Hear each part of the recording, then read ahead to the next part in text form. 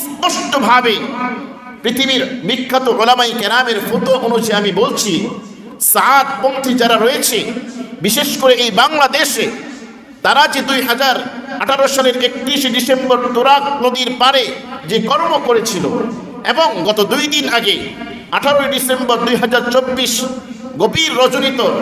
গভীর রজনীতে তাহাজ্জুদরত অবস্থায় এবং ঘুমন্ত অবস্থায় মুরব্বিয়ানি ইজামের উপর যে আক্রমণ তারা করে 5 জনকে মৃত্যুর দিকে ঠেলে দিয়েছে, তারা শাহাদাত বরণ করেছে, স্পষ্টভাবে প্রমাণিত হয় তাদের গোড়া খুবই মজবুত। তাদের সম্পর্ক গত ফেসিবাদী সরকার এবং স্বৈরাচারী সরকারের সাথে, এবং তাদের যে কর্মকাণ্ড রয়েছে, তাদের যে গুরুজনরা আছে সকলের সাথে ইন্ডিয়ার সাথে সম্পর্ক, রয়ের সাথে সম্পর্ক, এবং তাদের সমস্ত মূল সাথীদের সম্পর্ক সেই ইসরায়েল ইহুদিদের সাথে, ঠিক কিনা ভাইয়েরা? স্পষ্টভাবে প্রমাণিত হলো। এবং ইউটিউব এবং সামাজিক যোগাযোগ ফেসবুকে আপনি দেখবেন পিনাকি ভট্টাচার্য যে লেকচার দিয়েছে স্পষ্টভাবে প্রমাণস্বরূপ, এটা আপনি শুনবেন 10-15 মিনিট, যে আপনি স্পষ্ট হয়ে যাবেন যে একজন হিন্দু সাংবাদিক হয়ে তিনি এদের ব্যাপারে কি তথ্যভিত্তিক আলোচনা তিনি করেছেন, তাহলে স্পষ্ট হয়ে যাবে আমার এবং আমাদের এবং পুরা জাতি। আমাদের কর্তব্য হলো এই সমস্ত সাআদপন্থী যারা রয়েছে, এরা ভণ্ড, এরা প্রতারক, এরা ইসলামের শত্রু, এদের সাথে কোনোভাবেই সম্পর্ক রাখা যাবে না, এবং তাদের আত্মীয় স্বজন বিয়া করানো যাবে না, এবং তাদের থেকে মেয়েও আনা যাবে না, এবং ছেলেকে বিবাহ করানো যাবে না। স্পষ্টভাবে উলামা হক্কানি রব্বানীদের এই মতামত।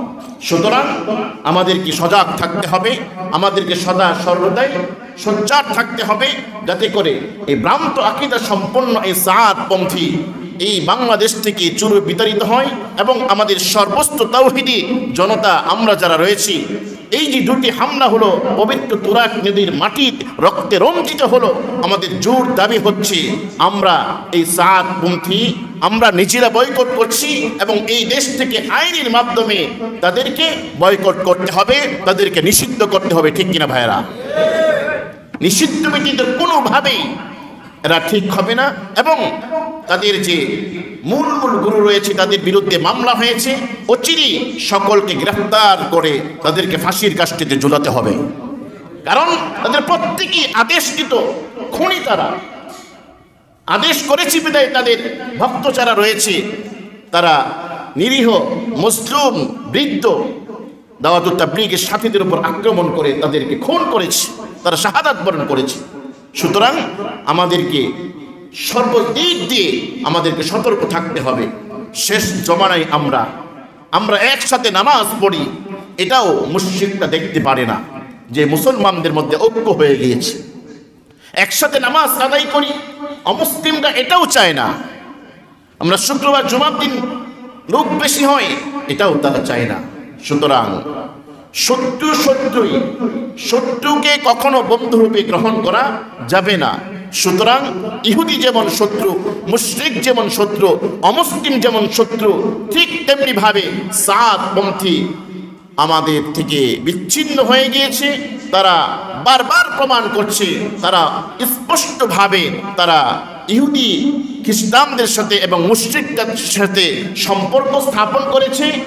আমাদের সাথে কোনো সম্পর্ক নাই, তারা আমাদের চিরশত্রু।